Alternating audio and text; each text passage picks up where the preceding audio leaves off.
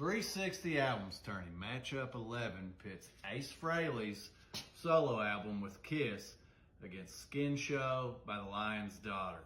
We're going to start with Ace Frehley's solo album with Kiss. I've listened to this album possibly more than any other album on earth. When I was growing up, I only had two albums for the first few years that I had a record player.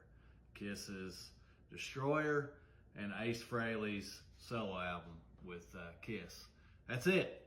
So I know every note of this album. I know every crack that I had and little blip and skip on the vinyl version that I had of this album. I know it intimately well. And the first two songs I'd put up against the first two songs of just about any album on earth, and I think it'd do very, very strongly.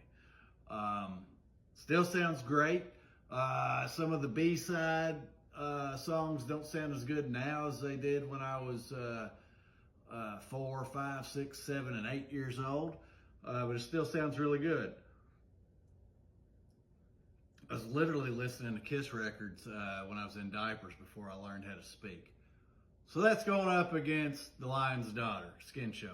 Pretty tall order for Lion's Daughter. I have never owned a Lion's Daughter album. They were on a best of list a couple years ago, and I remember listening to the album that has like some gold face like lion or something on it, and thought it was interesting, but I never went back to them.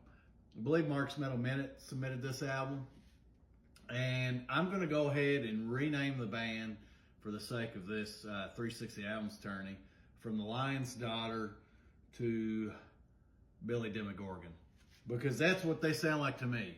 For fans of Stranger Things, it sounds like Billy from season, 2 or 3? Which one season was it?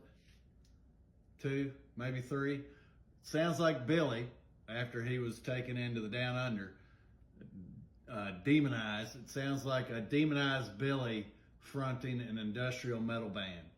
There are moments on this with the instrumentation, the keyboards that remind me of the Stranger Things soundtrack, and that's a very good thing. I think the Stranger Things soundtracks are phenomenal. I'm not talking about the stuff by the bands, but the actual soundtrack music. Love it. There's different metal genres that are represented, but a lot of the tempo is kind of chugging and slower.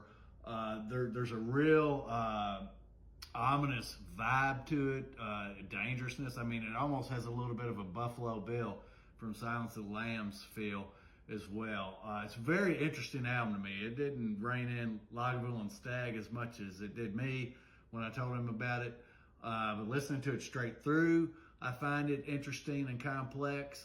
And on shuffle, it is phenomenal. I'm going to go ahead and say on shuffle, it just absolutely obliterated the Ace Frehley album.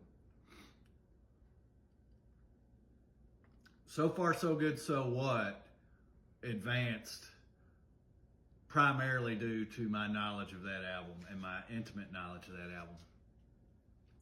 And this is going to be the first major upset of the 360 Albums Tourney. An album that is super nostalgic for me, very, very, very dear to my own autobiography, is not advancing. Advancing to the round of 360 is the very surprising and interesting and new Billy Demogorgon with Skin Show. Check it out. Let me know what you think. Are you familiar with the Kiss solo albums? If so, do you like the Ace Frehley one the best? I'm kind of biased, but I think it's far better than the others.